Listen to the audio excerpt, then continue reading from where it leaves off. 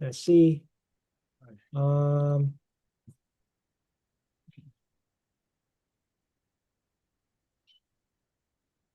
it's loading up. Yep, I think we live. All right. See. Hello, everybody. Um, Today, just gonna be me and Con for now. We have our guest coming in half an hour. But yeah, welcome to episode 9. No, yeah, episode 9. No, no, yeah, no, episode 8. I get confused because we're week 9, so it should be episode 8, right? right, right. We start 1 week after. Yeah. We start 1 week after. Yeah, the first episode we did was just me and you, right? Yep. Yeah, that was long. I might like chop that and post it. I really like that one. Yeah, so. This is a show for recovering onto a zombie who is now just started to find the joy and the importance of embodiment work and taking ownership. Yeah. And for practitioners who realize awakening isn't about escaping life, right? It's really about just facing everything, being intimate, not creating that split to ignore. And I think a lot of people probably think probably wasted a lot of time, like just doing some of the really obvious things that you should be doing. Like something like we learned like after so many years, we're like, oh, the beginner's mind. But then I'm like thinking, is there anything that's really wasted on the path? But at the same time, it's no, right? Everything's kind of like just a line. But that doesn't mean that we can't use what we learned in the past or our mistakes and seeing people to maybe give other people some advice or tips that could potentially like really speed up their path. Yeah. I think if you can flip it though, right? Like if you don't flip whatever baggage you got going on, there is that phenomenon of people doubling down Mm. uh into whatever view we have, and then the concavity actually become thicker, right? Yeah, And yeah, yeah. we are in week 9. I think like the territory here is usually where like shit hits the fan. Mm. Um, it's a very thin line, right? Because like we have to face on the previous karmic baggages that we have not faced. But And I we think, can't get drowned in it. Yeah. yeah, or like we can easily get drowned in it because Yeah. this is the territory of the chasm of meeting our edge, right? Yeah, yeah, yeah. One thing about meeting an edge is like either you overshoot or you get like captured in it, and then repeat the same pattern. And the interesting thing is like when you get captured, the thing is gonna spin in a way where they're gonna make you think you're actually making progress. Yeah. Yeah, I think that's the most important thing to realize is Yeah. that within wasting our potential, it's like actually what I'm thinking about. It's like doubling down. Yeah, yeah. Yeah. It's like And this sometimes trickery of the like mind to those, I think like do you see that those patterns sometimes is like it takes it's not it may not manifest immediately. It's like could be a Mm-hmm. slow decline, Latent, that's what's latent, right? Yeah, yeah, yeah. latent, yeah. Latent, yes, yes, yeah. Mm. Or like the stuff that you have to deal with now, you're trying to like, what did I just do? Like, what's going on with me right now that makes me feel this way? Like, it may Mm. not have anything to do with what's going on right now. It's Right, maybe right, like right. 5 years ago, and Right, now you right, have to yeah. pay back the karmic debt. But like, Hmm. we're trying to fix what's going on here, right? But it could be the case that, oh, you just haven't put in the reps when you were in high school in this. Like, I can speak about myself. I haven't been putting in the reps in terms of physical training when I was in high school and in college, and now I have to pay that debt. I'm like, oh shit, my body's pretty frail. I don't have the Mm. skills. Like, and I can't immediately go to the gym and try really hard, right? And then that will collapse because we're trying to get out of the chasm, Mm, mm, mm. right? Or Yeah, whatever is the interesting. deficiency that we have. Yeah, It's for very me, it's like life stuff, right? It's like my parents like spoiled me, so like I have to pay back that debt. Like yeah, I'm actually like paying back my debt, like literally, like money wise. Yeah, which is like, man, like I'm starting to really see how that kind of stuff, like for me personally, like responsibility, it just shows up in the smallest things. It's like, okay, you don't put the trash away now. It's like, oh, why do you want to wait? Like the latency in that, just like yeah, things like that. That's why XingYu asked me today. He's like, what about like, well, I was talking to him about like just really owning up to your shit. Like right. this week's karma is kind of like fear of like we always want to like look away, but then it's really just to turn around and face our afflictions so that the presence can open up. And he asked me about it. I was Mm, like, when I'm like sitting by myself, it's all nice. But when I realize it's what I'm working on is right now, just small little loops, like a tendency to not return people's calls, for example. mm, Yeah, yeah. yeah. For me, that's how I kind of create that solipsistic tendency. Like, Mm, but you don't think about it that much. Like, I'll just come back later. I'm doing this right now. And I started to reflect, how come like sometimes it takes me a little bit to answer a message? Is that also like the karma of like the Instagram thing? It's like I have so many right, messages. I'm just like, hey, I don't need to reply right now, right? But then, right. yeah, yeah, stuff like that. So interesting. Yeah, and I think sometimes people can see spirituality as like some sort of a get out of jail free card, right? As long as I have this realization, it's fine. Yeah, I will, yeah, yeah. I did you know, that for like a few years actually. Yeah, yeah, that's my doubling down. When I yeah, maybe that was wasted potential. It's like I keep myself in the honeymoon phase. Like even though like I don't really need to be in it anymore or something. Like that was a real phase where like oh, I'm in this bliss honeymoon phase. I don't have to deal with that stuff. right. Uh, Yeah, and I'm paying that right now of like, I got a paper proposal coming up and on the academic skills of, how to read research paper, how to properly cite different authors.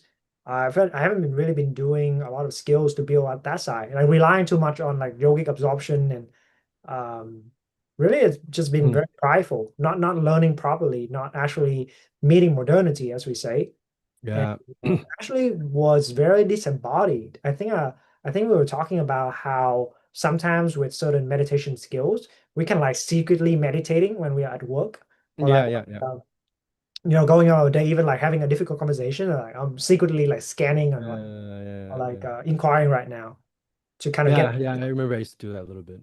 Or even just like that's actually the right thing to do.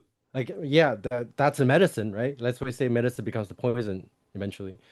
So that's something to do when you first start to get into it and you're not mindful at all. But then there is a point where you overdo it. You just like keep inquiring to subconsciously get out of a situation that might be difficult. Yeah.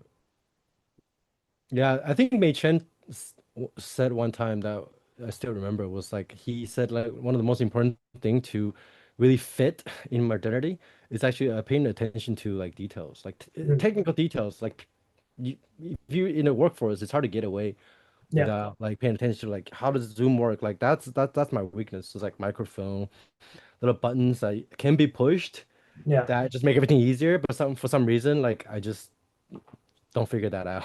yeah. Me too. Yeah, I Yeah. see. That's like fuck. Still come back to paying attention to details. Uh, have we prepared like the title for this episode? What title? Like what Yeah, question yeah. asking? Briefing our guest, like all these small details. Whereas like it's an interesting kind of returning to the market. Yeah. It's like Interesting. you go into the deep end of your realization journey, Yeah.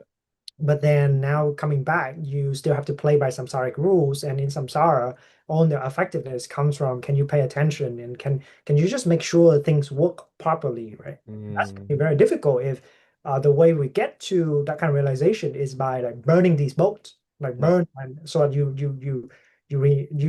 yeah, yes, in some way like Renounce. and Yeah. abandon, like you Yeah. abandon that so that Yeah. you just kind of cut ties, like I'm gonna make it or like I don't even like there's no turning back. Mm, yeah. That's the chop wood carrying water, right? I think we mentioned it before. A lot of people think chop wood carrying water is literally a chop wood carrying water. Sure, that can be that. But for us, it's paying attention to little details like citing your paper and figuring Yeah. out the buttons on Zoom. Yeah. Mm. Yeah.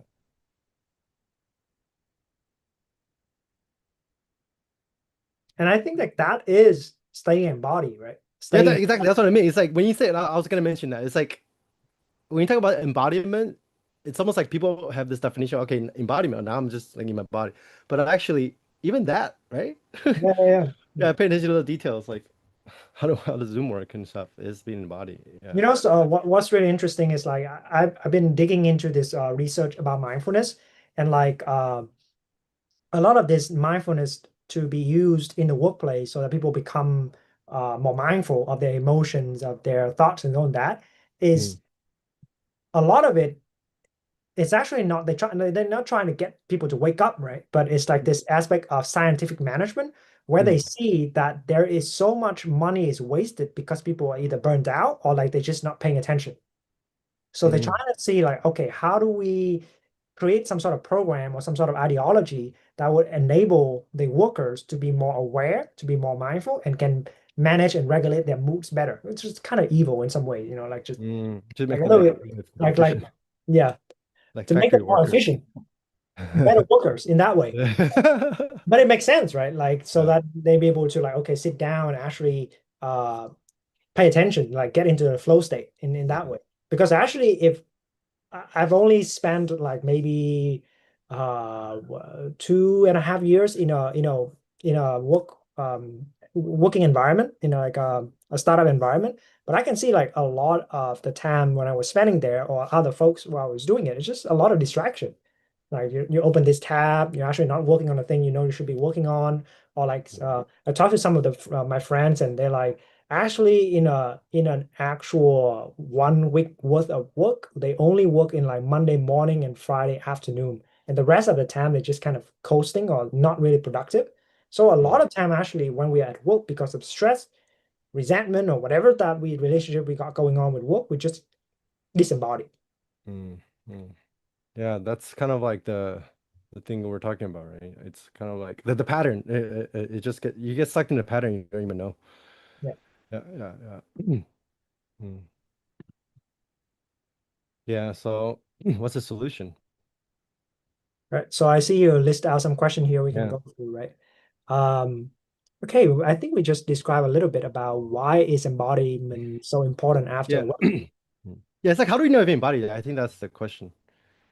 How do you Yeah. know you're Yeah, how embodied? do you know you're embodied, right? Yeah. How do you measure embodiment? Yeah. Because I was reflecting back on my journey when I what I said in the John's thing. I was like, my relationship with embodiment is kind of weird. Yeah, it's looking back in a sense like I was totally disembodied, but in another sense I'm pretty embodied. Like I'm in touch with a lot of stuff. But we, like, how do you know? Yeah, I guess that also depends on context too, right? Or yeah, In which way? How do you mean it? embodiment. Yeah, like for example, the example we just gave, like okay, paying attention to the details. Mm, Like that from that context, that's sure that's embodiment. But in another context, that might be a way for you to disembody. Like you maybe let's just go say you just go out for a walk in the mountain, and then you pay a little detail attention to like the true like I don't know like let's say you're a scientist and your mind is just like to pay attention to the smallest details and then classify. mm. On one end that's embodiment on that context of like okay if that's the context of like studying the science of trees or whatever. But if you're just taking out a walk and your girlfriend wants you to just be with her emotions or like just receive nature in a very broad, boundless kind of way. Yeah. So I think that's also depends on context by embodiment.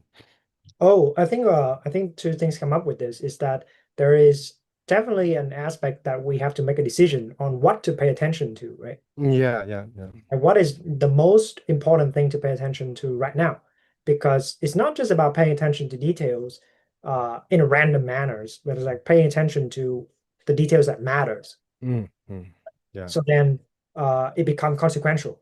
Mm. But usually True, when true, true. when it comes to consequential choices, it feels too overwhelming. So then we don't want to pay attention to that, right? So then we Mm. would look and pay attention to different things. Yeah. Yeah. Or if we do like embodiment training with John, and then we're very good now at like paying attention to our breath, our posture, and then you're on a date where you're supposed to be like Yeah, yeah. think about the most important thing to say to the girl in this moment. You're like your attention is not on your breath and your posture. You think you're being body, and the girl's like, "What are you doing?" Oh, I'm paying attention to my breath. Yeah, so that's a good point. It's like, what do we pay attention to? Yeah, and do you take full ownership of it? Do you recognize that's why you do it and the consequences? Yeah. And it become, I guess this in this way, it becomes we become more and more conscious of the choices that we are making, right? Mm-hmm. Yeah, yeah, yeah. Yeah, because I think like there's definitely an aspect of ignorance as well. Like we have to ignore a lot of things in order to process and like, okay, I'm talking to Frank right now, so I'm not thinking about a million other things. Like I'm not thinking about my paper right now, even though like there's a deadline coming and I feel that pressure, but I'm just Mm-hmm. gonna like hold it here. Like, stay here, and then we pay attention to this. Yeah, I think it also comes down to fitness in terms of flexibility. I think I was thinking about fitness, right? It's like fitness. What is fitness? It's kind of like I think you said this once, Con. It's kind of like, do you fit in this situation? And then we also talked about this thing like called like graph making or like graph matching, where in the practice we're kind of like matching the frequency of compounded phenomenons. Because I Mm, think in the previous episode we were talking about how you can't outrun compounded phenomenons. How like compounded phenomenons is just too fast. If you try to outrun it, you're just creating more resistance, and you don't want to get sucked into it, right? So you have to like what we call graph matching, like frequency matching. You're trying to just match the rhythm and the speed and the frequency of whatever is going on right now. mm, And that's fitness, right? It's a fitness to stay with something, right? But then that ref matching is fitness. So it's different each moment, right? Like what are you matching really? mm. Yeah. And then if you're matching, then you can rest. And then within that rest, now you can make a more virtuous choice. So I think embodiment is like very, very broad. It's like very there's sort of flexibility to instantiate whatever form of embodiment that's necessary Yeah, I or think that we most were talking virtuous about right like now. the object, similar to the object of meditation, or the object of your attention can be very flexible, right? It could be the Right. breath, it could be the emotion, it could be the sensation, it could be a thought, it could be a sense of Mm. like total Total fear. awareness in that aspect. It could be like on that, or it could be like the absence of trying. Yep, yep. Stop Yeah, that's striving. why that's why it's so important to train up this fitness because if you don't have that flexibility or the ability to recognize, you're just gonna be sucked into whatever pattern that you're so used to in terms even like with the embodiment, it's like okay, there's a certain range of activities or mind states or emotional states that we might be associated with the embodiment, but then we just get sucked into that pattern. Yeah. If like it gets too tough, we have our own like the embodiment thing can become its own pattern. Is what I'm saying. Yeah, yeah, Yeah. Easily it can be fixation, like John was yeah. It saying. could be a fixation. Yeah, John was saying about how he started his journey with CC because he was worried that he had become fixated on just on these his inner body. practices, Mm, body mm, scanning and whatnot. Yeah, mm, mm, definitely. That's with own techniques, right? mm. So we got a couple questions from our live chat right now. Let's go through that. Um, Oh, cool. Frank, I am going to be consuming some mushrooms, about 4 grams lemon take. I've never done them by myself. I'm a little intimidated. I want to do some looking into the subconscious. Shadow works. Have any tips? And then next question is saying, just going to chill with a blindfold on and try my best to surrender to the present moment. Oh, wow. That's a lot. 4 grams. Tips. I don't know enough about you to really give you any tips. That's my first response. Like I don't know. It's maybe because all the trainings were done at CC. It's like when people ask these questions, I'm like more careful in terms of like, because I Mm. can just spill out a bunch of answers, but that might not apply to you, right? That might fuck you up. But maybe that's the best thing for you. I don't know. Yeah, I mean, if you set the intention to blind for yourself, do 4 grams. Just fucking do it. Just make sure like you're in a safe environment. Because Yeah, things can go sideways, right? yeah. It's hard to say. Mm, Yeah, but I think Riley, he was mentioning that he is a little bit intimidated. I think that could be a good signal to tune into, right? yeah. There's that like because sometimes I think we have that kind of animalistic tendency. We want to like no resistance. I'm gonna obliterate Fear. all No this fear. Yeah, yeah, no yeah. fear, and then we become too reckless. Yeah. That's how we take on injuries that we can avoid, right? Like sometimes Mm, it can be, go gentle. mm, But we don't know. Maybe the different personalities respond differently. Maybe someone's like more like a daredevil, more like you, Frank, kind of like just take on a lot of risk, yeah. do a lot of stunts in that way. Yeah, some people need to like take their time and just be a little bit more chill. Yeah. Depends. I would say just stay open. Like, don't get fixated on like how what like this session ought to be like this, and then like it changes, right? Like, just be flexible. Yeah, I was thinking about like ADHD, right? It's like ADHD people are really good at concentrating on one thing. That's why when talking about ADHD, it's hard to just be like, oh, this guy just can't pay attention to anything. I think I have a little bit ADHD, but I'm super focused when I'm doing my thing. So in that sense, like when I'm doing the test, I'm super embodied, right? Mm, It's just kind of like the same. Yeah. yeah.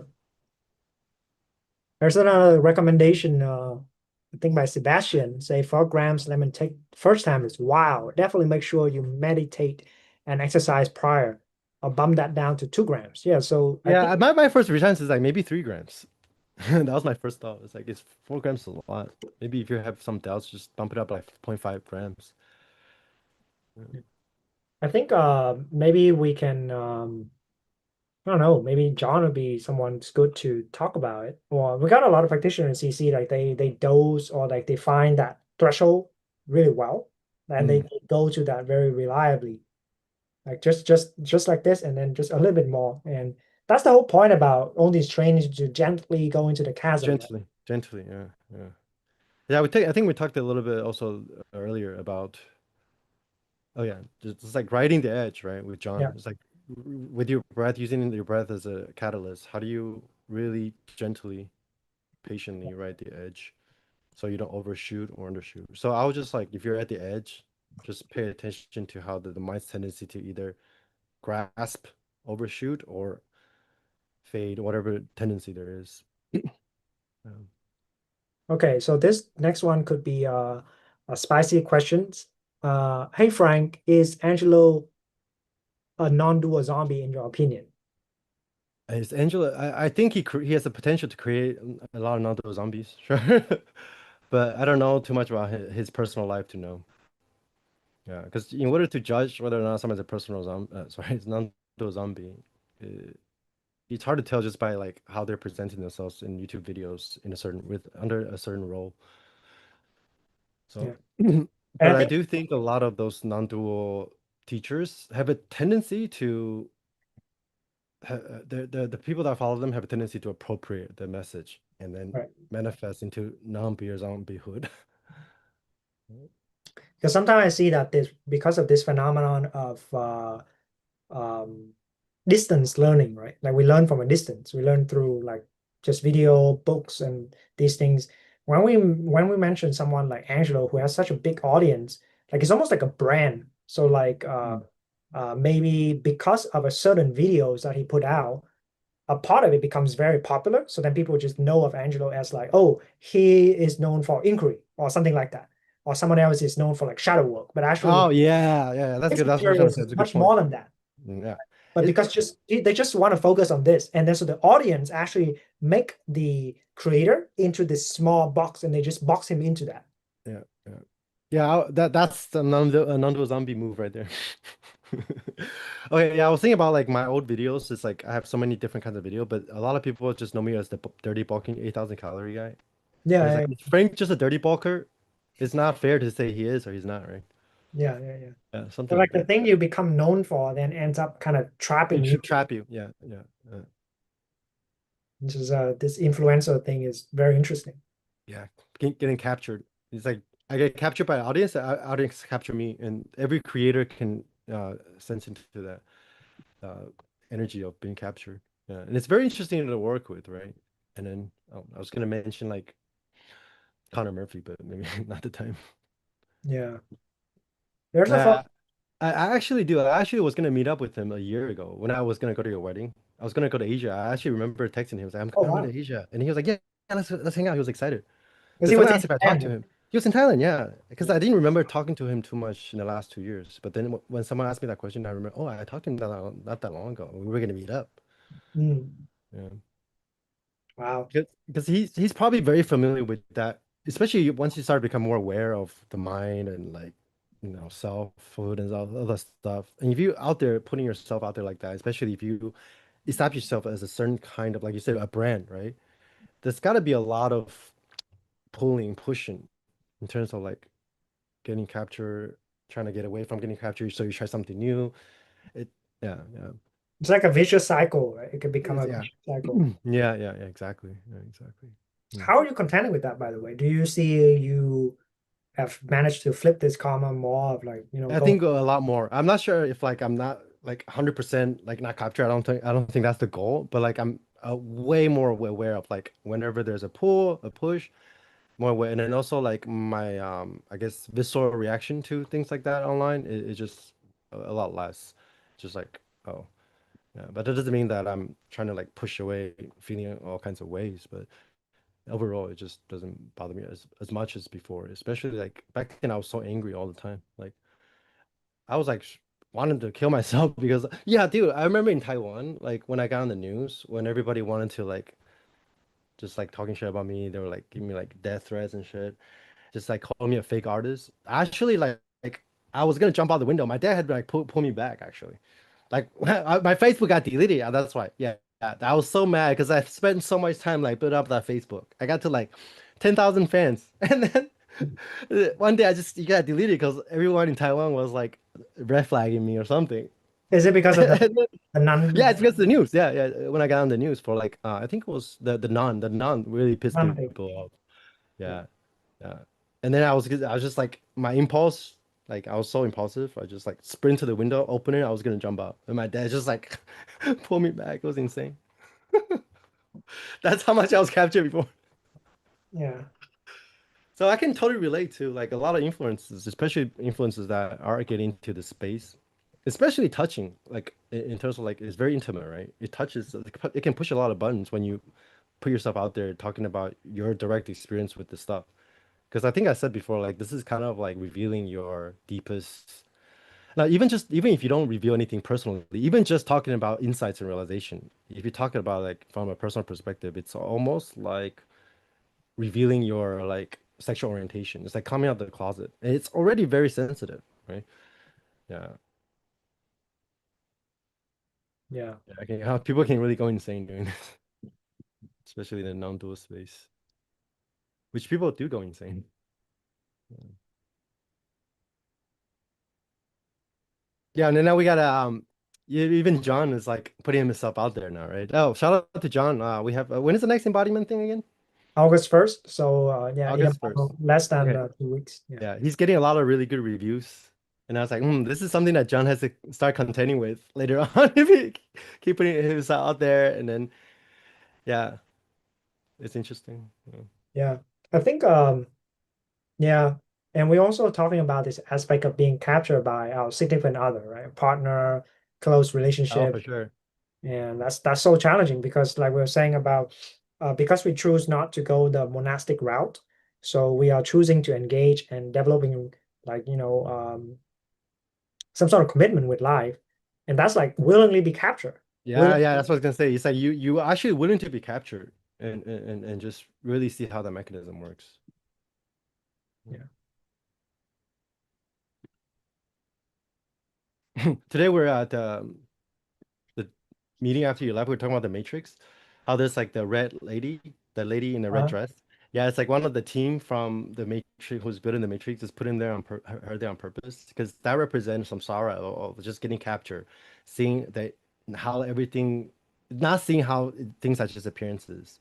mm, Yeah, and then seeing like oh that woman with the red dress, blonde hair, that has an inherent existence. You see everything else, but there's a red dress. Yeah.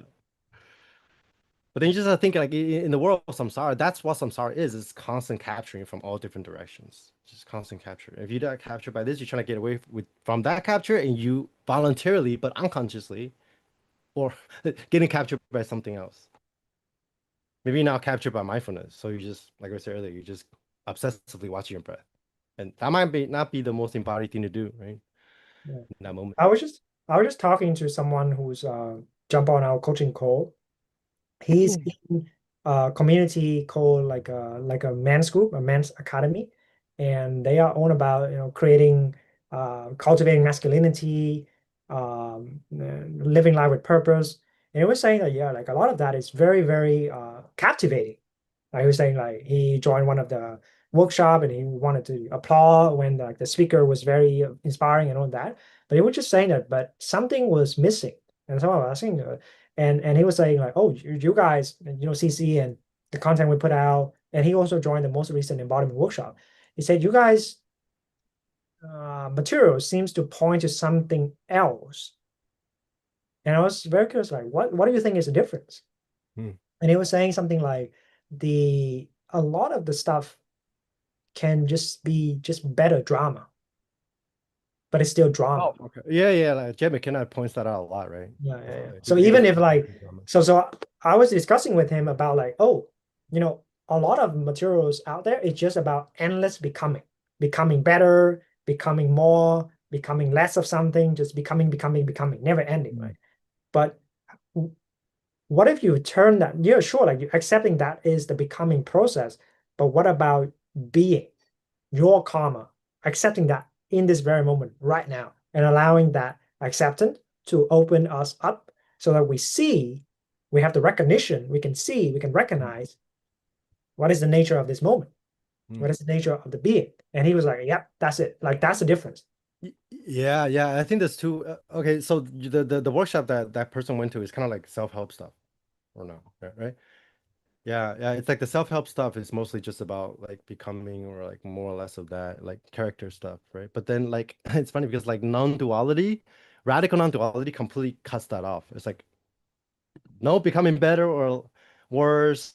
You just go to presence or whatever it is, Yeah, and yeah, ignore all that, right? So there's like two extremes, and then I think for us, it's like we could keep talking about like nature might beyond our extremes. We incorporate both of that, right? It's like okay, being in presence.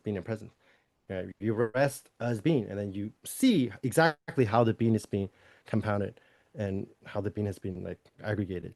But a yeah. lot of non-duality channels, they don't talk about being at all. Like they don't really go into like being or time or temporality. They just go into like space like nature.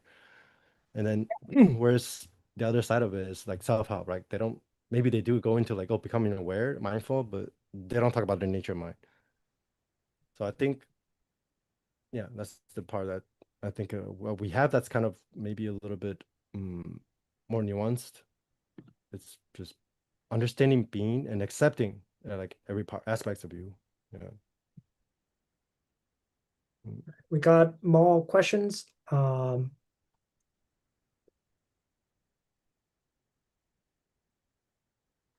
Okay, Oh, do hey, we? is true no self only experience with a cessation? You explained that in one of your videos that first we are mind identified and then we start to move that identification to consciousness. Then a lot of spiritual teachers turn that into new ground of the ego. Only a cessation closes the loop and the mind and body are consciousness are dependent on each other. I was blown away when you explained that it is absolutely crazy. Hmm. Do you mean like do you need a cessation? I think his core question is true no self only experience with a cessation? Oh, are you talking about the cessation like blacking out or like when we talk about season being? Oh, XingYu. Hey, XingYu, what's up, Oh, Hey, XingYu? sorry, I was reading the comment. I didn't see you coming in. Yeah, I just saw him. He just popped down right now. Yeah, yeah. yeah, but yeah, depends on what you mean by cessation. All Mm. right, let's get it going, XingYu. Let's Let's get it let's going do the with view XingYu. doctor thing. Maybe we should ask XingYu. Yeah. So we Shit. got a we got a Yeah, we conversation got it. now. People are asking about cessation. And I think it's gonna be a big topic, right? Because there could be this fixation on this grand, like this ninth jhana grand experience that, once you have this, you have a change of lineage, and a lot of seemingly like a lot of the goal of meditative practice is to enter the sensation. But Mm. now there's also this debate about what that experience is like. Is it automatic to change you? Do you need integration afterwards? Yeah. But do you Yeah, have we don't thoughts? talk about cessation that much in the boot camp. Yeah. Yeah, what do you think? I feel like Actually, you've I'm been not to in retreats. I'm not in the position to answer that question. Well, did you ever have a phase where you read about cessation or maybe even have some experiences and then you're just like, was that a cessation or making a cessation into a thing? Was that ever a thing for you or no? I read about it. I mean, I Mm. read about also Danny Ingram Mm-hmm. Mhm. version of it. Core teaching of the I book. think Frank, you also talk about it before, but I have personally I don't think I had that experience. Yeah. Mm-hmm. Um, So the follow-up comment from Riley say yes, is he's referring to sensation as blink out Blackout. from meditation. Right? But the blinking out is very interesting, right? Because the blinking out can also be like You can we just be tired or fading. tired, Yeah. dropping out, blacking out. Right. Or the blinking out can also be like the rigidity of our egoic structure loosening up, and then it's create a different geometry. And we generally feel like, oh, this is very different. And then like even the sense of watching or the continuity of like I'm here in meditation in a room, or I'm getting very absorbed. Wow, this is meditation is the deepest I've ever gone. Like even beyond that, like you don't even track it anymore. Like the one that's tracking also stop. The tracking itself also stop. Hmm. But there's continuity of experience, right? And then in that kind of then it's the experience right now. Maybe we can talk more about this yogic maneuver that we're training.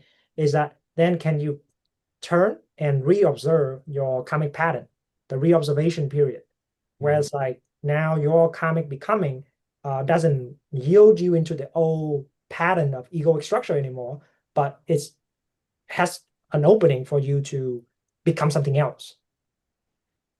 Yeah, then I was wondering like how is there's some difference between just like obsessively tracking something and like what we talked about earlier in terms of like frequency matching or even turning on and re-observing and then just become the phenomenons instead of like separating yourself from it and tracking it with the commentator or with the witness, right? There's also like a spectrum there.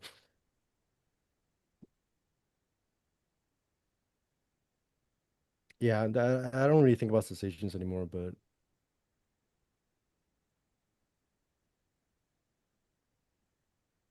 yeah, I don't think it's wrong to say sensations are important for a lot of people on their path, but it's like if we keep mentioning it, it's also just a medicine, right? Like the most important thing is not really the sensation itself, but like, do you see the nature of phenomena, how it like fabricates? So the insight is really like when you go out from a cessation, you see the or so go out from the phenomena and and then just blink out and say, do you see before that, prior to that, how the phenomenons are being like fabricated layer by layer, like stripping away, and then cessation. And then when you come back, the phenomenons start compounding again. Yeah. I don't think you need a cessation for that kind of insight to think be. that I Yeah. think that's maybe kind of related to what's being kind of transmitted today in Mm, today's session, like the union. It's like the unconditioned condition, like the union of conditioned and unconditioned. Um, and people tend to go stream to one side. Um, so not seeing the union of this um of these two actually. Yeah. mm. But then you're associating like a cessation with the unconditioned in this case. Yeah, cessation is basically and cessation itself is traditionally described as unconditioned. Um, Is the reality of cessation, right? Mm, yeah, it's basically my understanding of it is basically the cessation of all conditioned, and which by default you are in the unconditioned. Um, but yeah. just cessation of the conditioned. Um, yeah. Yeah, there's I remember before when I was yeah, my view on this has also changed over the years. Let me see if I can sketch it a little bit. It's like before I thought the unconditioned was like blacking out. I was like, there's no way you can experience the unconditioned because everything, even conscious, even awareness is conditioned. I had a phase where I thought that was the case. I'm not like saying that is the case or it's not, but there was a phase when I thought like only like a sensation where unconsciousness, true unconditioned, there's really no such thing as the unconditioned. Yeah, But then if at it's the the unconditioned, then it has to be always there, right? I mean, otherwise, if it's a then it become a conditioned. If it's a have Mm. a in and out, right? Um, Yeah, so even in that sense, the human cessation is kind of conditioned because you can only make sense of cessation from cessation non-cessation. state, yeah, Yeah, yeah. So the unconditioned cessation condition also state. correct. Yeah, yeah. But Because Yeah. it's like there is that point of view from the conditioned being see itself ceasing, right? Like mhm, I'm ceasing, so like I'm fading away, and then I'm mhm, coming back. But then that's already from the separation perspective. yeah, of course. Yeah, yeah. But it's like, so I think maybe this is the territory that we've been training is to see how that egoic structure, what we call like the appropriation mind, the How mimicking that mind, works, yeah. how that works. Yeah. That's Like more important. Yeah. then we can see that okay, that ring that bind you into like a being that's very constricted is Hmm. particularly associated with the affliction of greed, for example, anger. Like you're just a very angry person. You're just a very suppressed angry person, right? Like, oh, that's how you hold on to that anger and you can't express it. Or you just want like for example, a lot of people with the greed, maybe the greed would show up in a way of like you just want to know, you just want to stay expand, right? Just expand, like grab more experience, more blind, more Hmm. brightness until you become blind by your own greed. So the cessation could come into many flavors that I've observed in myself and other Yeah. practitioners. Yeah.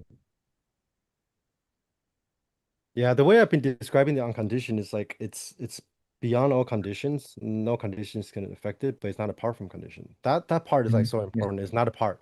Otherwise, that what in the transmission today, I think Machen was warning us not to appropriate the unconditioned because most of us, when we talk about the unconditioned or have any kind of experiences we thought was like unconditioned, we still appropriate it. Even if you have a true cessation from that stance of like just blacking out, when you come back from it, the first thought is probably, did I have a cessation?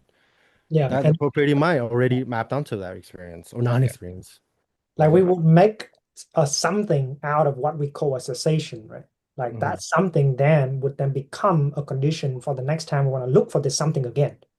Yeah. And then Yeah, immediately totally. that is how we actually don't have the fruit. Hmm. That's one way to become disembodied. This is Yeah. in the And positions all the time. yeah. And this is like very common. I think like I don't know if XingYu also experiences, but like a lot of people report like just wanting to recreate a very special state, right? One Yeah, time. yeah, exactly. Yeah, Yeah, yeah. did you run into that trap? Can you?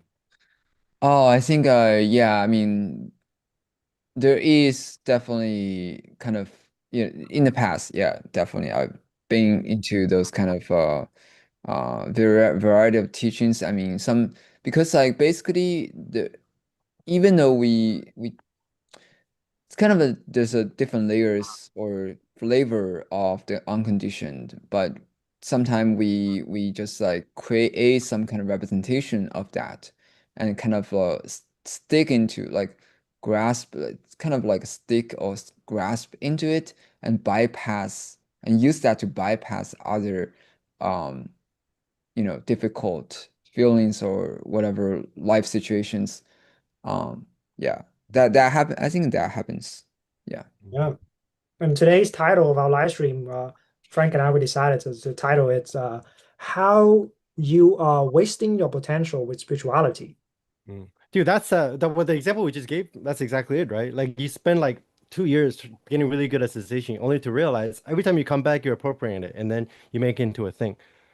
And then perpetually, you're just trying to recreate that condition of the unconditioned, which just kind of Why, loses why, why we're not the part. seeing that we are We're not seeing. abandoning our life. Yeah, yeah, yeah, exactly. Like there's shit going on, there's difficult conversation that we need to have, or skills we need to build, or things we need to take care of. We're just like, I'm just gonna go for the cessation, and one day that this thing would pay off all the Mm, return on investment for these things. mm, Which may true if we actually see that, oh, wait a minute, like this is not separate, and then it recondition, it repattern, and then you have this mm. kind of unified um, different side of you come together. But so often then we just push this even further, right? We Mm. have a spiritual life here, Yeah. and like all the stuff that you don't want to deal with, but you have to put up with here. So it's just like do not let them meet. Yeah. Dude, now I thought about it. It's like, yeah, cessation can rewire your mind like to be sharper or whatever, more bright afterwards. But then you can just as well repattern your mind to continuously crave for non-experience. So that can show up even in your everyday life of like avoiding certain experience. You keep going to cessation, you'll see that your life is actually you're kind of avoiding a lot of things. Yeah, yeah. It's like Yeah. the condition. Yeah, yeah. I think that can it can summarize as like the unconditioned doesn't actually in conflict with the condition, Not at but all. Exactly. Yeah. Yeah. you fabricate something out of that unconditioned, which is itself is a condition, and use that condition um To bypass. to push back other Yeah. condition. Yeah. Yeah. Yeah. Good point. Good point. Yeah. Yeah, Yeah. yeah, yeah. Yeah, that's also the point I was about to make. It's like the way I frame cessation now is actually I don't really care if I black out or not. It's kind of like can you it's almost like having a cessation while you're still conscious and still alive. Like in the practice, we learn how to like we talk about like ref matching or like seeing how the being becomes. You can actually with enough training just completely seize your being.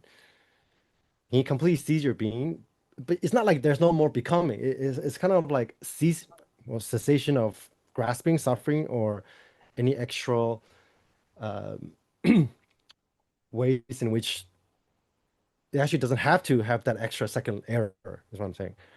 Yeah, yeah. It's like you can really feel like something has been seized, but then you're still going around and do your day-to-day tasks. Yeah. That's why when I used to read about the unconditioned, it's like, how do you have the unconditioned while still like chopping wood, carrying water? Yeah, I think it is possible. Yeah, but I don't call that a cessation. I just call that just chopping wood, carrying water. Just doing my thing, whatever. Yeah.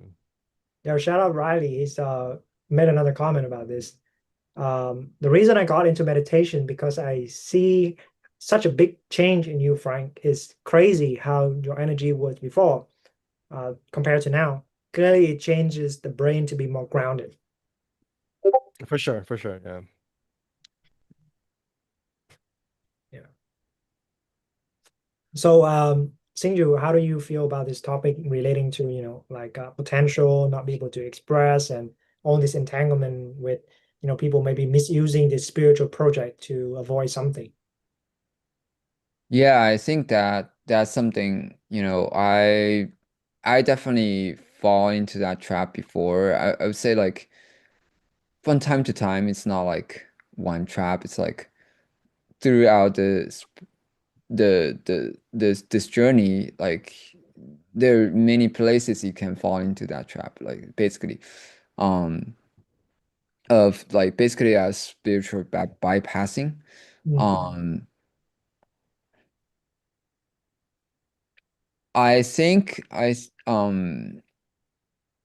yeah, I think it's just like not falling on one side of things. Like it's okay. I think it's okay to like explore the unconditioned. Like definitely I think like many traditions actually encourage that. Like definitely encourage to see or um recognize or even be in the unconditioned. Like um but not basically but not see basically like but the other side is like the conditions never is apart from the unconditioned, so not go like push against the conditioned, because that's just creating more condition. That pushing itself is actually a condition itself. It's just our habit. And we should use the you know the clarity of unconditioned to repatterning our conditioning, uh, the being the conditioned, the conditions we have. I think that is we can use that because all the ultimately all the conditions is unconditioned. All the conditions already unconditioned, but um so we shouldn't suppress our condition, but definitely repatterning our conditions, and use the clarity of the unconditioned. So I think the both is it's kind of water. It's kind of the wave and the water, right? Like the analogy. Like the unconditioned is like the nature of the water. It's just water never changed its nature, but the wave can be um All kinds of ways. different, all kinds of Kinds of forms, right? patterns. Yeah, Yeah. pattern forms. Yeah. Yeah, I think it's important to note that a lot of the training that we're doing here, we are actually trying to realize the unconditioned through conditions. It's like that's how the whole thing about like come as you are, paying homage to affliction or really embodiment stuff, right? It's like, yeah, you want to go beyond, but you also want to penetrate at the same time. You just see through to the condition as being lacking inherent existence and codependent rising. Yeah, yeah. I think XingYu just got off a hot seat, right? Yeah. Yeah, you Just told me this morning there's a lot of stuff that's coming up for you. Like your body is saying, feeling all kinds of ways, and energy is going in all different kind of direction. Yeah, it's definitely changing. Like right now, it's a little it's different from the morning again. Mm. Right now it's like mostly on the chest area. Like mo it's not in the center, but like kind of on the side chest area. The yeah, and um, I feel like in the morning, outside the noon, it was at a different area. It was like um the throat and face, some of the strongest point, and the chest and the legs is there's some energies there too. Yeah. Is this new for you, Xingyu? Because like I remember during the hot seat, It people were kind of giving you live pointing. It's like, oh, actually, this is how you feel into your body instead of just, I guess, interpreting it or thinking about it yeah, like some it's definitely physical not, I mean, problem. it's quite new in terms of like the familiarity with it. Like I definitely not like having, or how to say, I definitely like kind of ignore those feelings in the past, Mm. um distract myself, or uh just like never let it process itself, like basically just like either ignore it, or just like it's like a strong push by this strong pull by these feelings to do something, just like to make it resolve. Mhm. There's a meeting or come on, just like, or there's something I need to write down. I need to write, uh, you know, and I would just like this. The feeling is like, kind of push you to do that. I'm just like, I try to like, I would just like use the forcing myself to do it, to resolve that, to finish it, to resolve that feeling, instead of actually like feeling through, or just ignore it. Maybe like something, um, you know, in my room I need to fix. I just like, but the feeling comes, but I never You take actually, ownership of it. Ownership. yeah, I never take ownership of it. Yeah, I just like ignore it. Okay, since we're on this topic, like wasting your potential with spirituality, did you find like a certain portion or maybe a lot of it, your previous training, were you using spirituality to maybe not feel, just like maybe go to a retreat or if I can meditate, enter some kind of state, and Yeah, yeah, subconsciously you just don't definitely. feel. Yeah. Yeah, yeah. I think I said it before that because a lot of teaching doesn't emphasize on this. So it was just like maybe I like doesn't emphasis on this, but I think it implied, but I maybe like people like can interpret it in different ways. But I was basically kind of like interpret as like, oh, just like focus on the unconditioned, and or whatever, like um or your but not really seeing through like the condition actually is not separate from the yeah, unconditioned. it's like Mhm. focus on the condition. What the fuck does Yeah, that what the fuck is mean? that mean? You can't focus on unconditioned. Whatever you try to focus on, the movement of focus is still the being, is still conditioned. Yeah. Yeah, Yeah. it's like getting ourselves in this endless loop to look for something that cannot be boxed by representation. Mm. Dude, Saul asked me one time, Frank, what you need to do now is meditate on emptiness.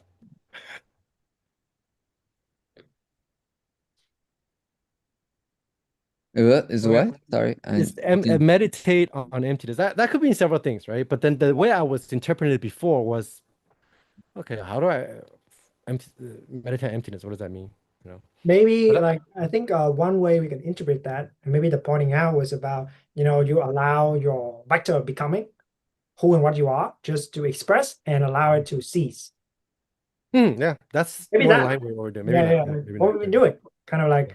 coming as you are, gather your afflictions, and then see the point of contention that signs like the two sides that rub against each other Mhm. decide to rest so that they would exhaust. As they Right. exhaust, you recognize what that whole thing has been about. Yeah. Okay. I think that's a little bit more aligned with the pedagogy of what we've been expressing and presenting in CC in terms of like sensation. It's not a particular state, but it's just allowing every sensation or whatever karmas or contradictions, vectors that are going into different direction to just play themselves out and let them cease on their own accord, which kind of align with what we're doing, right, XingYu? Like, Yeah, actually, there is. That just reminds me. You said meditate on the emptiness. This reminds me that even if it's conditioned, doesn't it's still empty. it's empty. Yeah. Yeah. Yeah, it's all condition phenomena is empty of any kind of nature. Um, doesn't mean it doesn't have appearance. Doesn't mean it doesn't have a form. It doesn't mean it doesn't have a function. But it doesn't really have any kind of essence of nature in any kind of this condition phenomena. So we usually like kind of like how to say, in our words we use fabricate, but it's really just like projecting the meaning, just a meaning making, like we're projecting those meanings onto those phenomena, and as a kind of layer, um, which we didn't notice we do that, Mm, but all of this just like we kind of entangle the condition so that there's some kind of fixed saying there, or fixed an identity of me or myself. I think those are kind of entangled condition that we didn't see clearly. mm. Yeah. Yeah, I think it's kind of interesting how like you were at the house seat last week and now you actually it was feeling the effect of that, right? You said you never felt this kind of energetic Hmm. Well, unfoldment I wouldn't say I before never before we feel, were but doing like it. never like kind of That's what yeah, deep. never I've how to say, never let it.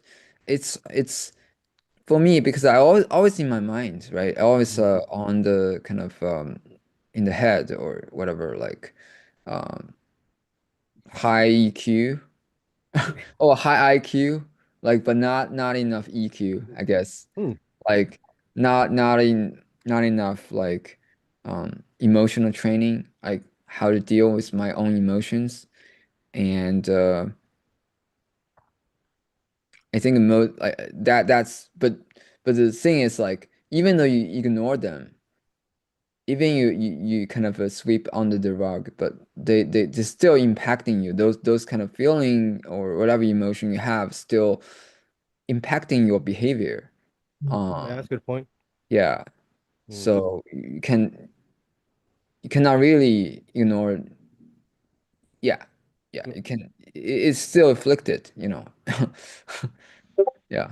I can relate a lot to that. I was just talking with Tom actually over the weekend about how this round is bringing a lot of re-observation of how I suppress a lot of different aspects of myself, and actually it's like just a very just here, a lot of it just here. mm, Meaning like I just live here and everything below the neck is very shut down. So like the body is stiff and not really enjoying a lot of somatic sensorial activities and just a lot of conceptualization. mm. Yeah. Yeah, I think a lot of the times we proliferate and conceptualize as a way to not feel. Like Mhm. we don't want to feel. Well, as John said, what is embodiment? Just the capacity to sit with your emotions or energy. Yeah.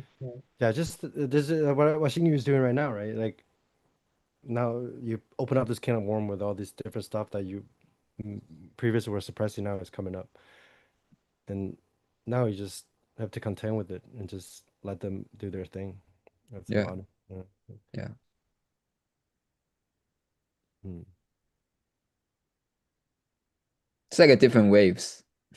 Mm. The waves of water, like Is it let disorienting let for it you? express. What? Is it disorienting for you? I mean, it's little bit maybe, but like it's still really relieving. It's a in a way it's like disorienting, but in another it's mix of that and relieving because like I don't need to like make a story. I don't need to like um because that, kind of difficult feelings or maybe just like um the sensation have a negative tone. Definitely like I kind of want to like not feel it or push it back or whatever. But I think what we usually do is like make a story like um about it, and that actually make it worse. I mean, we make a story that to try to, I don't know, like Try not I to don't feel know. it. Actually, that's funny, right? Yeah, we Yeah, make a make story out of story it like so we don't feel it. yeah, we don't feel it. Yeah. We have to feel it, right? Like there's no avoiding No, that no, in the no. long term. Like you Yeah, was, that's why people have crazy life reviews when yeah, before they die, or even on this path when you like closer to the edge, right. like you have like life review. Observation. Yeah, re-observe exactly. It's like all the stuff that you've been suppressing will have to you have to gonna have to pay your commit debt regardless, even if not now, before you die, or maybe the next lifetime. Someone has to pay for it. Oh yeah, that's another insight. That's another thing. It's like That's why we have kids. It's like, too much commit debt. I'm the just gonna all pass it on. this all this feeling, all these decisions, I feel like, oh no, it's coming from nowhere. Actually, is actually it's just latent karma. Like it's Right. just Yeah. latent. It's just like just latency because they come in latency. Just Mm. your We previous talked about that choice. earlier with Connor. Yeah, yeah. Yeah, your previous choices. Every moment you're making It choices, and stores that choices, it has a potential somewhere. Yeah. yeah, that choices So has latency, and it just comes. You What guys, we yeah. usually, yeah, yeah, it yeah. just comes when when it comes. I mean, when the condition met, and and you feel like you like those feelings where it come from. Right? You don't really know, like, but it actually was latency. It was latent. Mhm. Talk about Yeah. latency. Like, I think like we have the uh, we have the kind of recognition that is like, oh, what is true now has always been true and will always be true, right? Kind of Yeah. recognition, there's that, but there's also the kind of recognition that like in this moment you come into contact, say, with how you have been Mm, dishonest, for example, and it actually challenges your previous self view. Like previous self view, like I'm not dishonest, and then mm, like once that recognition dawns, mm, this may not apply to you guys, but this may apply more to me or practitioners who suffer from this. And you see back, I'm like, oh, I see that through line. It's always there. I was just not seeing it, but it's always mm. have that kind of influence. Yeah. This Yeah. kind of like root formation spins through our own life choices, right? Yeah. Once And you see it. yeah, yeah. That's why I've been paying attention to like conduct a lot more.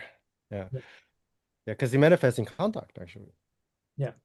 And the funny thing is what we mentioned earlier, and also the part about wasting your potential is associated with like the way these latent tendencies manifest. It can manifest in positive, negative, or neutral ways, right? Yeah. Because affliction is there regardless. So you might think you're making like progress, but it's actually that's a latent tendency speaking. It's tricking you thinking that you're making progress. That's what the Luciferian energy is all about, right? It's like the being that kind of like let go of the light. Yeah. I think some of the Mm. kind of guardrail or like some of the principles you've been applying to see that, okay, um, we have confirmation bias. So when we practice, of course, we want to look for signs of progress. Of Mm, course, we want to like over exaggerate, and we see it so often, right? Like people mm, practice and then they over exaggerate where they at in the path, and then problems arise because we didn't do the thing that is like uh challenge or assumption. mm. Like if you think that it's actually if the way you make progress is to see for yourself the opposite of it. Yeah, yeah, yeah, yeah. Like just like now the part about it, like it's all gonna be wrong. Yeah, yeah, That's really important too. It's almost like it's really not about being right, but being smart enough to see all the ways in which you are wrong. yeah. And then not be Yeah. wrong. and choose not to Yeah, be wrong. and choose not to be wrong. Yeah, yeah, and yeah. It's kind of like admitting to yourself that you're weak to get stronger. I'm stupid, so I get smarter. Yeah. But there's yeah, I think honesty. maybe to make practical about it, for example, it's like if a sign of progress for us is lucidity, then we can look for ways why how we are not lucid, how we like blink out, I can't Yeah, remember, things that's like a good that. point. So Yeah. then if we track the session and see like, wait, how many times have I been just completely blacked out, like just low lucidity? And if you can't find those things, then you can say that I'm pretty lucid based on all these things. Mm. But But if if you you have, look to the opposite of, yeah, but if you look at the opposite, then maybe you're that confirming it. lucidity you feel is actually not lucidity. Yeah, exactly. Yeah, yeah. That's what the part about cessation too. Yeah, It's like that's why I say like cessation itself is not really the point. It's like your intention with it. Like, what are you trying to get out of the cessation? Do you recognize your mind is maybe clinging on to cessation as a way to like measure progress or to feed their ego?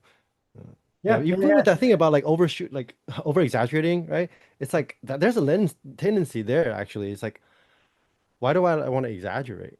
Right? That kind of latency, like you might, get really feel good for a while and people are like, yeah, oh, that's awesome, right? But then that there's a debt there to be paid if you're not yeah, yeah, recognizing it. Yeah, yeah. yeah. It can be dangerous, right? Because like if we have always been building our path and looking for progress in a way that is very self-serving, it's very Hmm. convenient, boosts our ego, You like just build can out perpetuate confirming, yeah, cycling. confirming how we are good practitioners. Yeah, After a while, like our measurement becomes unreliable. yeah, Can't exactly. even tell anymore. Yeah, interesting. And that's also the part you said, kind of about how we just always look for the thing that's always been working, or like what do you say, the one right way to do something, right? Yeah, yeah. What you Like we say want earlier. like the reductionist aspect, right? We want to reduce the experience into something that is serving what we like to see. Yeah, or Mm. or something that worked for us in the Yeah, past. yeah. Like that it worked. It was a medicine, but now it becomes a poison in order to be You know, careful. there's also the other aspect as well. Like a swing like this. One aspect is like, see, I'm doing all these things, I'm having all this realization. The other aspect of like, oh, this is not gonna never gonna work for me. Mm.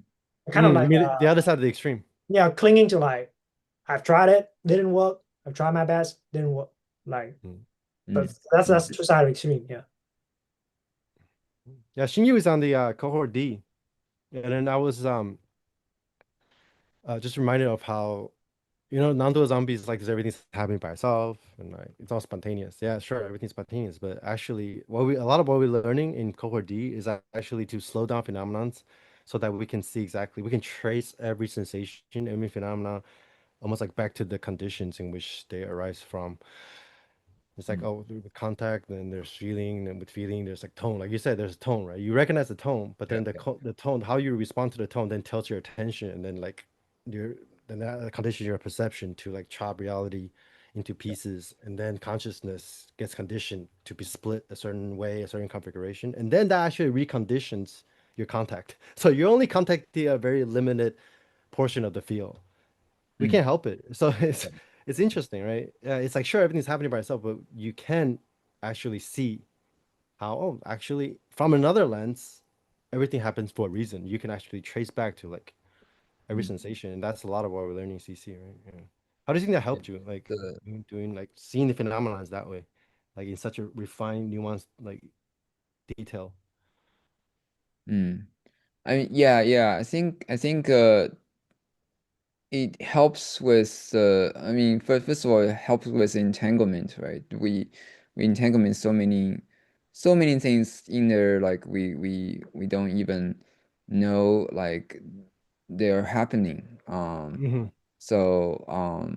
Like we use five aggregates model, like it, but we just not clearly seeing them, and which entangles all of them, and actually which give us the how to say kind of a composite. This composite, like you feel like a you feel like there's a me and there's a word, and th those kind of, but what actually happens is just those like micro events Micro events. happening. Yeah, different flavor of micro events happening moment by moment.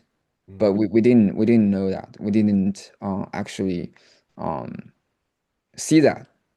Um, so Um, Yeah, we ignore it because we ignorant of it. yeah, we We can can't see it. Yeah, yeah. That's ignore the it. thing. It's like when we talk about like recognition, it's like you just have to illuminate it, right? But then you can't illuminate something if you don't see it, right? So that's why it's so important, I think, to see the subtlety of like exactly how each sensation has been conditioned down to like the fine. You can get infinitely precise with it without, of course, being attached to like precision. Yeah, But like you can't illuminate something unless you recognize it. But then some of those layers of the mind, especially like the appropriating mind, is so subtle, right? But then when you go really subtle, you realize that actually, like I said earlier, the most subtle part of the mind that you illuminate, now you illuminate even like how you manifest in like the stuff in your life that now is very apparent. It's like that trash you forgot to take out, you don't want to take out. You can actually see how that's reflected in the smallest component of the mind. It's kind of crazy because it's just like loops yeah, within loops, fractals within fractals. yeah, yeah. That the trash is a. I mean, there is a perception, but you actually, well, there is actually a cause for that perception. I Yeah, mean, exactly. Yeah, exactly. it's not like it's outside of. It's not. Yeah, It's yeah, not nothing is outside your mind. Actually, yeah. the fabrication, you fabricate that there is a trash or there's a trash can or whatever there, right? So, and there's a latency, and then there is like after aggregated, it feels like there it become a perception, become a solid something solid there. Um, you know, Mhm. Yeah, yeah, I think yeah, yeah. I think your point is. I think I was talking about something a tiny bit different. It's like, yeah, yeah. you need to see the fabrication of even trash cans, but it's like, why do I not want to take out a trash can right now? Yeah, Yeah, I can see that it's a fabrication, but yeah. still, there's still a little bit latency here that I didn't see. That oh, sure, I can see the trash can as a fabrication. Maybe that's why I don't take it out. Yeah, Oh, you it's a didn't take out because fabrication. there's feeling. Yeah, There's a because reason yeah, why I'm not dealing with that right now, right? yeah, Yeah. there's a feeling. There's definitely like within that second. I'm talking about like basically the history, like the how that perception become to be, and then how why you have that particular feeling associated with it, right? But at the moment, yeah, it just like feeling arises. You just have like desires to, um, because the feeling have a tone. Maybe you just wanna the desire is to not deal with it, right? Not deal with it. Um, and because of that desire you make certain decisions around it, right? um, Yeah, because we still have to follow our preference, right? There's still a preference on how we choose what kind of lifestyle we lead. Mm.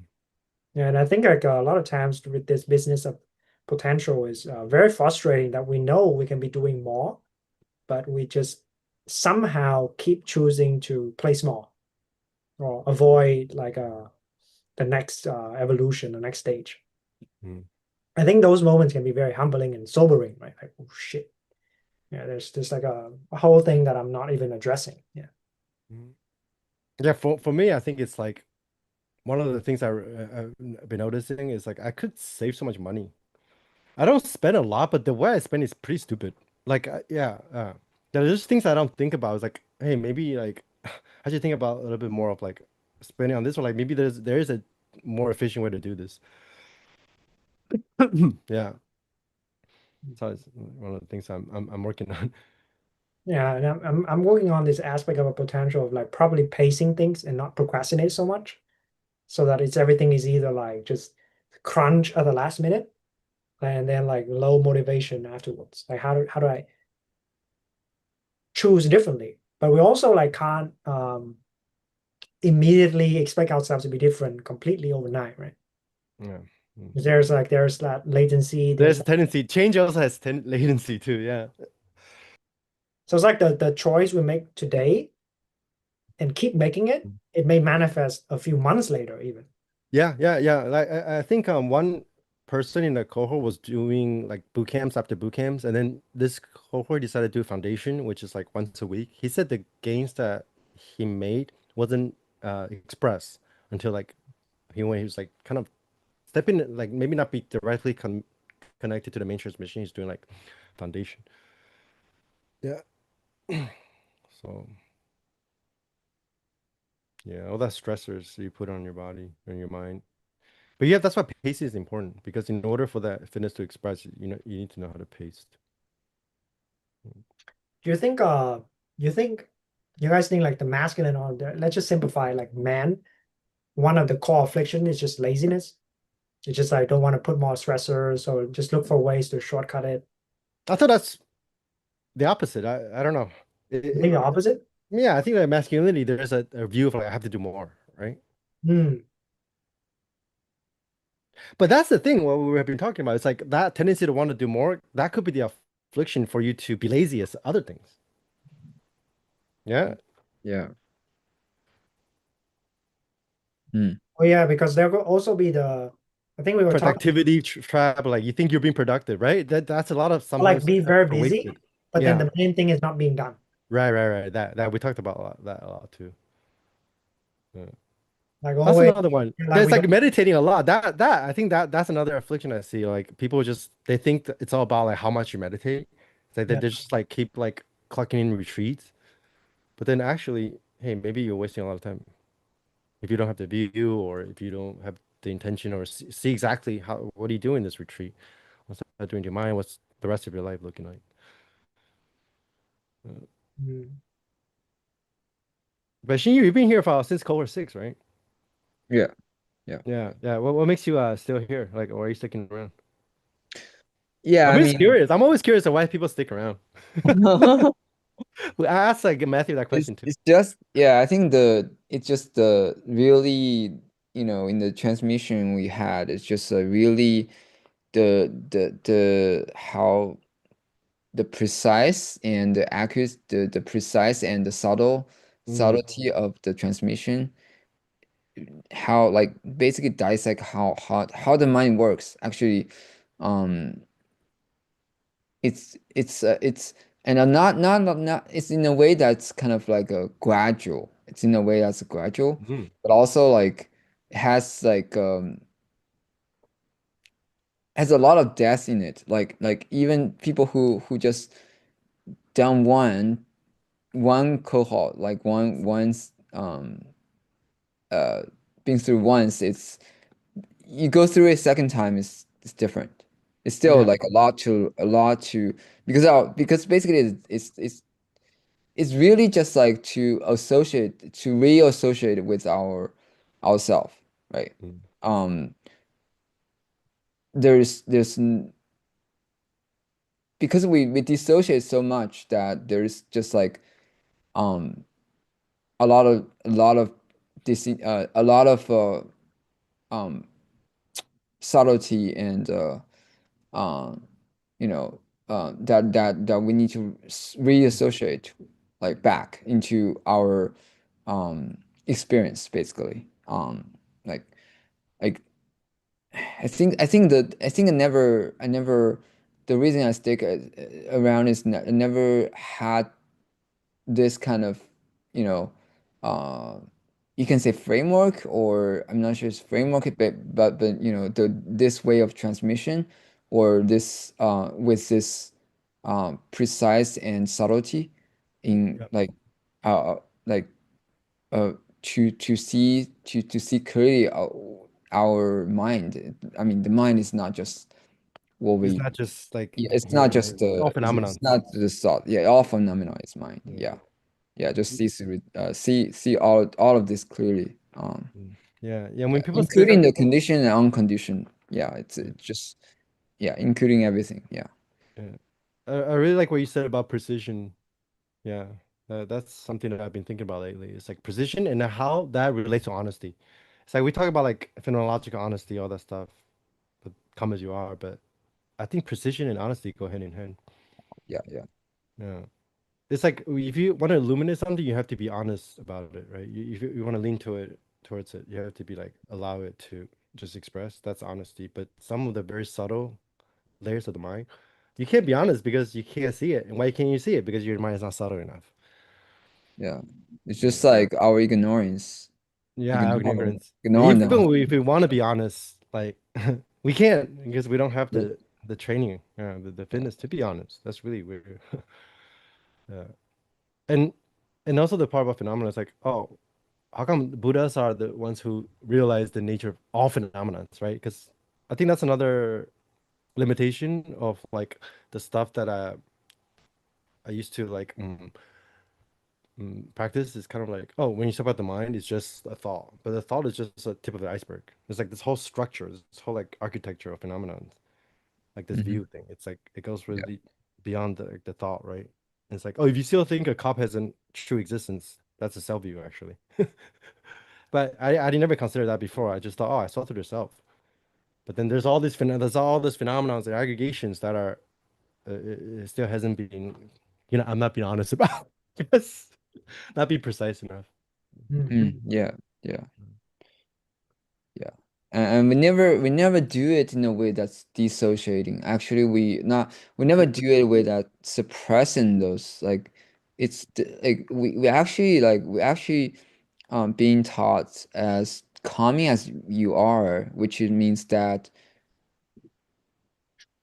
you don't have to like undo, like not forcing to undo those, you have a perception of a whatever, like the water bottle or whatever, like you Yeah, have perception of it, but you actually just need to like recognize that is what's happening. Like you yeah, have a perception of it. Doesn't mean like you have to, oh, I shouldn't see a water bottle or anything like that. There's no should or shouldn't. It's just like seeing clearly like what's happening. mm. Yeah, Yeah. It's very accepting, I would say. yeah, yeah.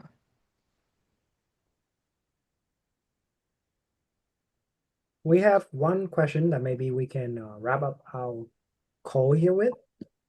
Right. So it's from Nicole. Nicole is asking, can you guys talk about in neti practice, being able to be aware of something means you're not that?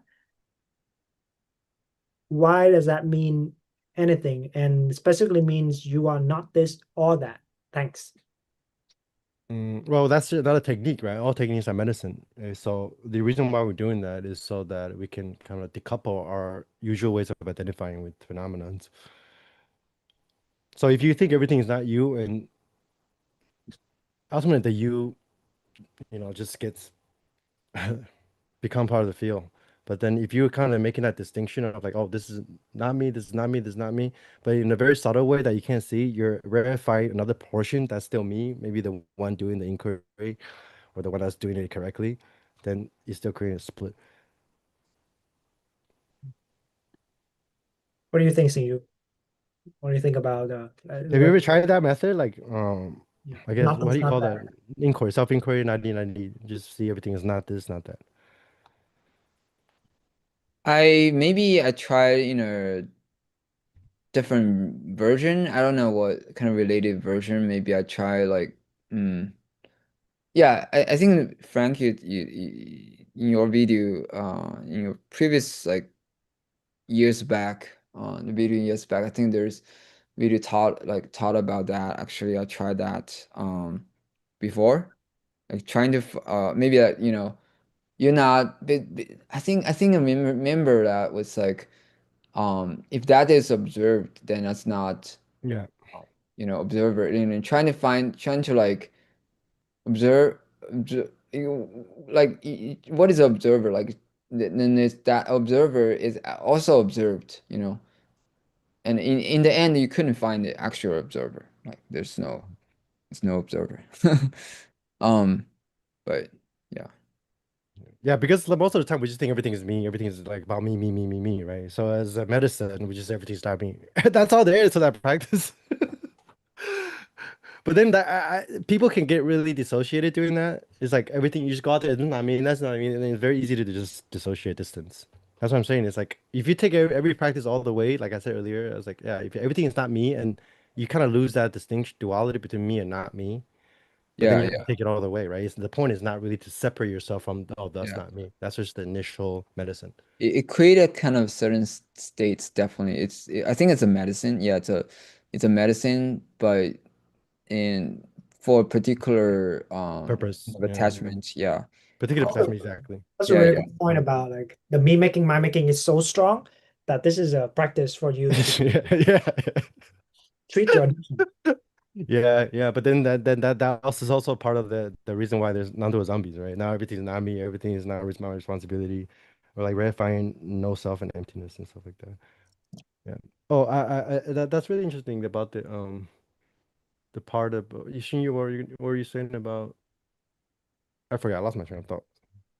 I had another point. I forgot. Inquiry.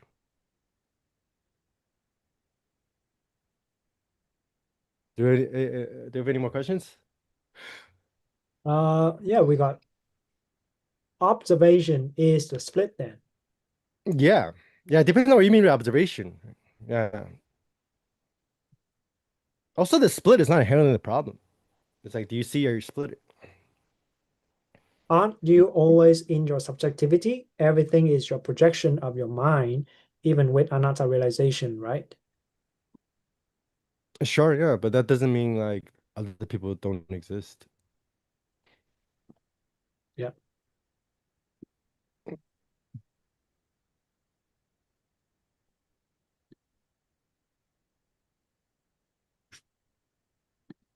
So it's like that's a fun, that's Mm. interesting to consider, right? Which is actually when two come to meet each other, it's like actually you actually don't know what the other side is actually like at Yeah, all. yeah, yeah. It's a complete unknown. It's completely unknown, Mm. yeah. That can be pretty frightening. I think. That's why I have contact. When we Mm. contact, there's feeling. Yeah, you mean you're just feeling the contact? Yeah, Yeah. yeah, I mean, yeah, yeah. I mean, But I feel like that also gives you the freedom to love.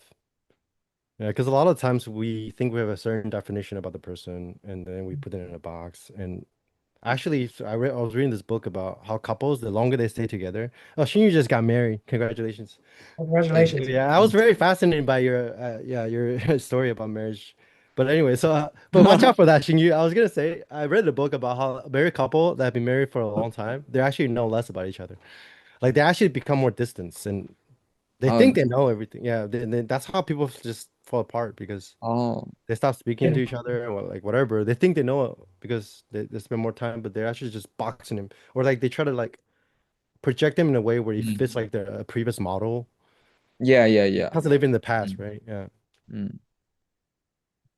And they just have this cold conspiracy. That's not just not change. Let's just like they just like reflect back and forth like, oh, the old version, oh the honeymoon phase, whatever it is. And we see that in spirituality. Yeah. Yeah. Hmm.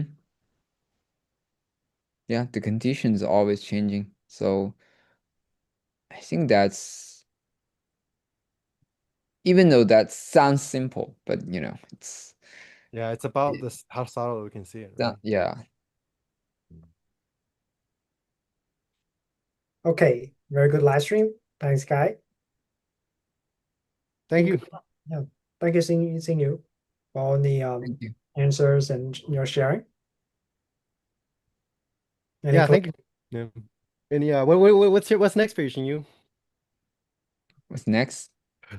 What kind of I uh don't know. for What's the first me thing that popped out of your mind when I say what's next for you? What are you working on?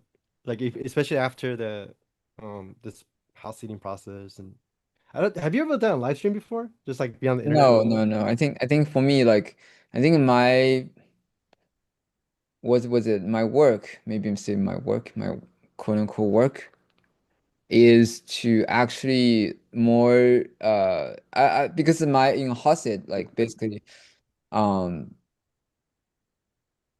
the pattern people see in me is like I hide a lot of things. Mm, Like I never because I never like in public views, I never um I think I'm opposite of Frankie Yan. Like mm, I have more hiding than exposing.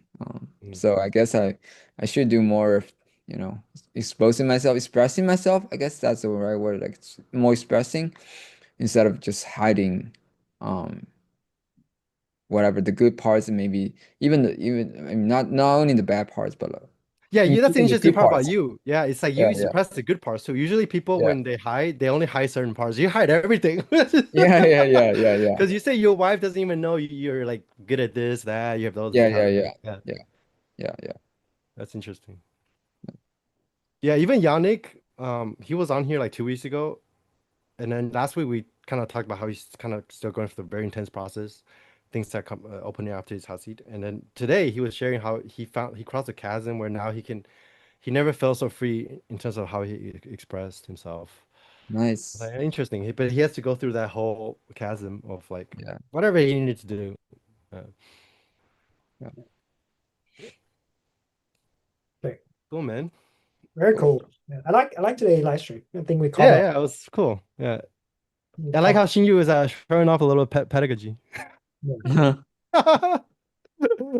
Yeah, It's so more cool. expressing. Yeah, and you're very natural. Like, yeah. Yeah. Yeah. XingYu's actually pretty good at talking. I realized.